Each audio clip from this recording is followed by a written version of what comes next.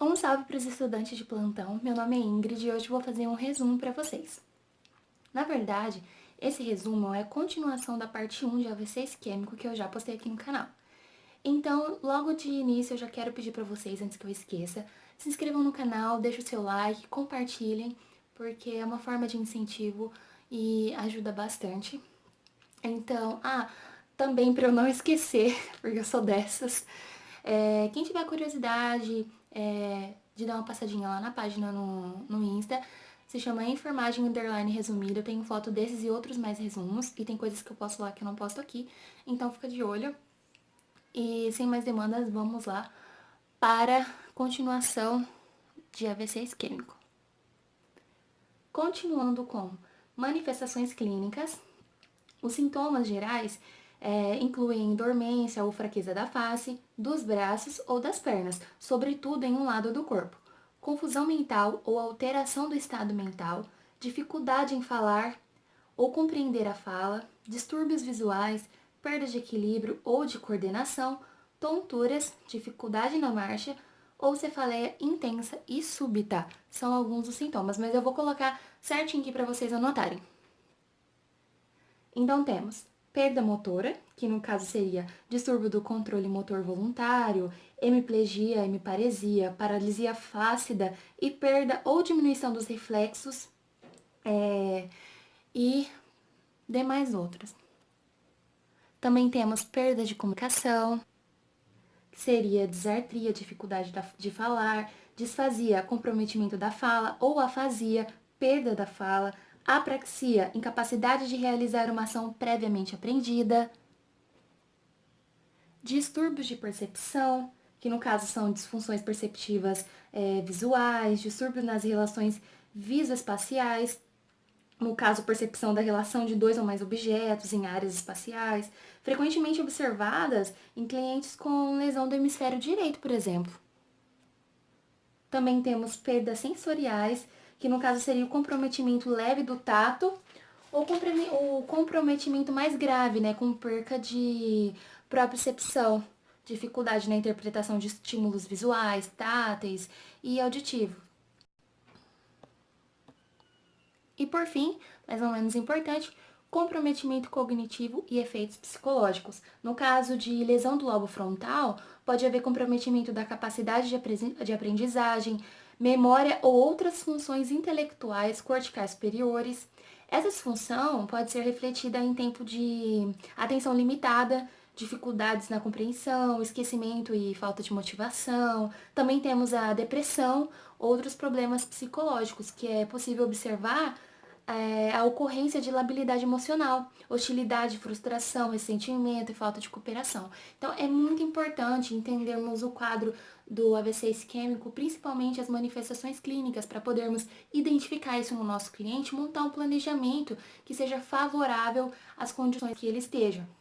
Então, é muito importante sabermos identificar esses sintomas, essas manifestações, e não é difícil, gente, porque é uma coisa mais externa, né? Então, é difícil de identificar. O diagnóstico diferencial do AVC, na maioria das vezes, é suspeitado durante a anamnese clínica e inclui crises epiléticas devido aos déficits neurológicos e tal, alterações metabólicas, no caso, hipoglicemia, hiperglicemia, hipóxia, encefalopatia hepática. Também temos infecções sistêmicas, particularmente nos idosos, né, podem levar a piora neurológica relacionada ao prejuízo funcional ou regiões encefálicas previamente lesadas, mesmo que até então sejam assintomáticas. Então vamos falar agora um pouco sobre exames complementares. Na fase aguda do AVC, é solicitado hemograma. O que a gente vai ver no hemograma? Aumento de leucócito, presença de infecções, glicemia. Para quem não viu no primeiro vídeo, ou para quem viu também, eu falei sobre as consequências da glicemia, hiperglicemia, hipoglicemia, o que faz e tal. Então dá uma olhadinha lá, quem ainda não viu. Também é pedido ureia e creatinina, sódio e potássio, exames de coagulação, eletrocardiograma, raio-x do tórax, tomografia de crânio, ressonância magnética, que tem maior sensibilidade que a tomografia, no caso, tá?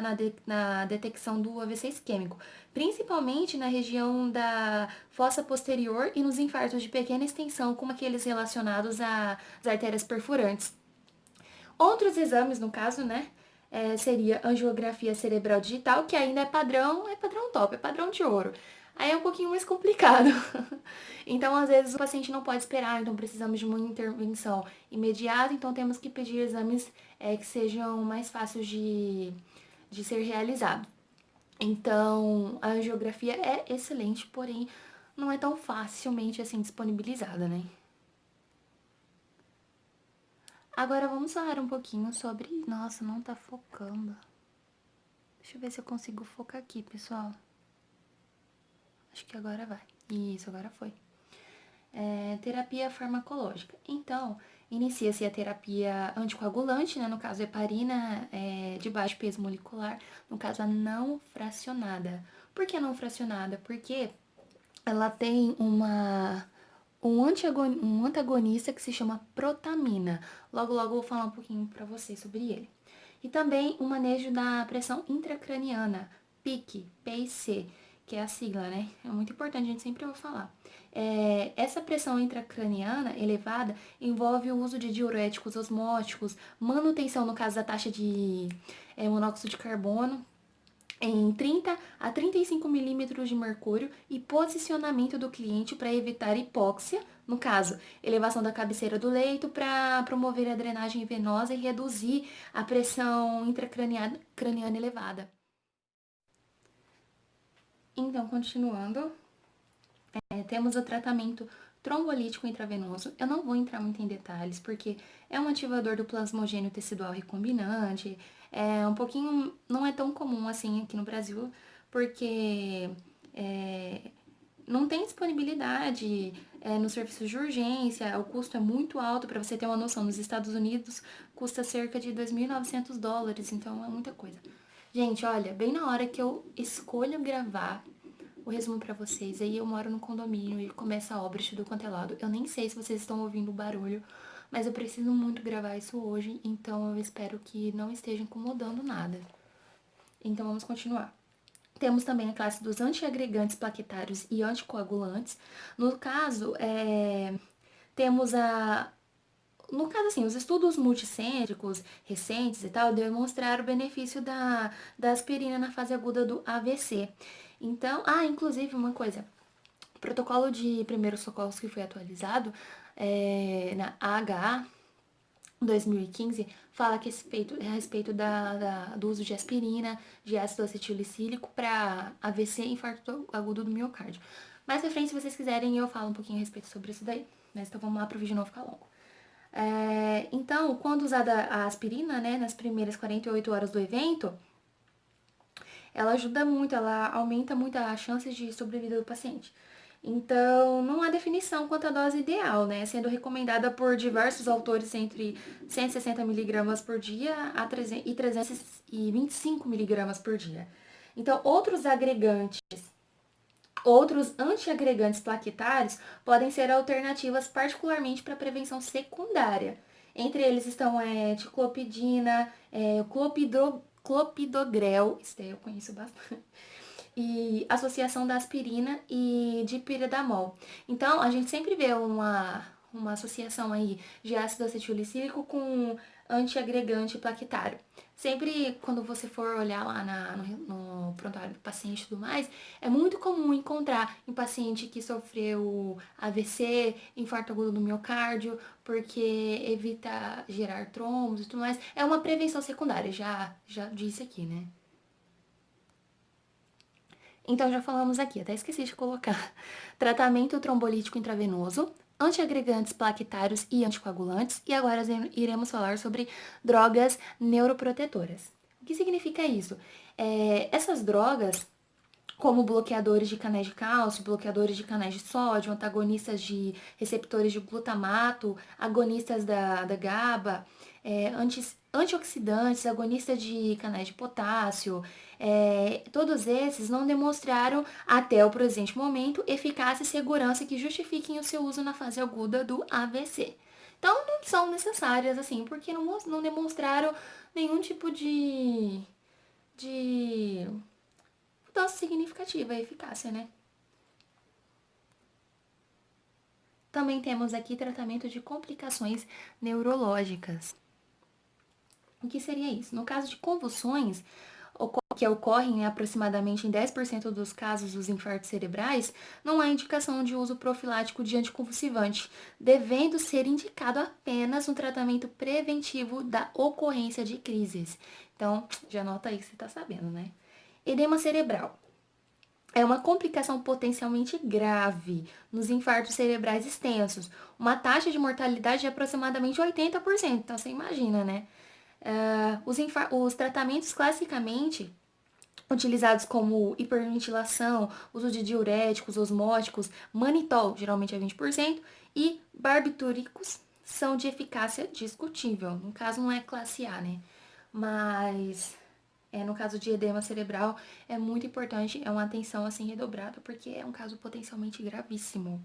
Também temos a pressão intracraniana, PIC, que nós devemos manter igual ou menor, não pode deixar passar, de 20 milímetros de mercúrio, e a pressão da perfusão cerebral tem que ficar acima de 70 milímetros por mercúrio, de mercúrio, desculpa. Então anota aí, P e C, tracinho aí, ó, igual ou menor, não pode ficar maior que 20 milímetros de mercúrio. mmHg, coloca aí. E a pressão de perfusão cerebral tem que ser mantida acima de 70 milímetros de mercúrio. Então, temos também manitol a 20%, hiperventilação, que no caso, o objetivo da hiperventilação qual que é? É reduzir essa taxa de monóxido de carbono para níveis de 30 a 35 milímetros de mercúrio e também devemos ocasionar uma redução de 25 a 30% na pressão intracraniana com efeito máximo em aproximadamente 30 minutos. Então, a hiperventilação, ela ajuda também a reduzir essa pressão intracraniana. Então, é muito importante saber disso daí, porque faz uma diferença danada. Também temos sedação e ou bloqueio ou neuromuscular, também aí nessa classe entre os benzodiazepínicos ou propofol, associados ou não a bloqueadores neuromusculares não despolarizantes. Tudo certo? Então é muito importante conhecer cada uma dessas terapias farmacológicas, porque elas vão trabalhar de forma diferente no organismo para combater, para prevenir e tudo mais complicações futuras nesse paciente. Então, para encerrar essa parte aqui, eu acho que vai ter só mais uma agora, que daí eu vou falar sobre o planejamento, a parte 3, vou falar sobre planejamento, diagnóstico, prescrição e tudo mais de enfermagem, que eu tô resumindo bastante do livro Brunner. Então, tratado de enfermagem, né, tratado médico cirúrgico, então é muito bom. Eu vou passar mais focado, já voltado pro cuidado da enfermagem com o paciente no terceiro e último vídeo, tá bom? Então, para concluir essa parte aqui, vamos falar sobre prevenção, que é a mais simples. Mais simples assim, um pouco mais, menos complexo de se entender. Então, devemos fazer o quê? Ajudar o cliente a modificar os fatores de risco para AVE, ou AVC, que é a mesma coisa, incentivar o cliente a abandonar o tabagismo, caso ele seja tabagista, manter peso saudável, seguir dieta saudável, incluindo o consumo moderado de bebidas alcoólicas, por exemplo. E praticar uma atividade física diariamente, é muito importante. Preparar e dar suporte para o cliente que se submeterá à endarterectomia carotídea, caso algum procedimento, né? Administrar agentes anticoagulantes, conforme prescrição, por exemplo, baixas doses de ácido acetilicílico. E os demais eu vou falar um pouco na questão do planejamento no próximo vídeo. Então, pessoal, eu vou ficar por aqui. Eu espero que vocês tenham gostado. Eu tentei resumir isso daqui, não é uma aula e tudo mais, é um resumo daquilo que você com certeza já sabe. É só pra revisar, refrescar a tua memória. E eu espero que vocês tenham gostado. Assistam a parte 3 que eu vou postar daqui um tempinho. Vou terminar de falar pra vocês.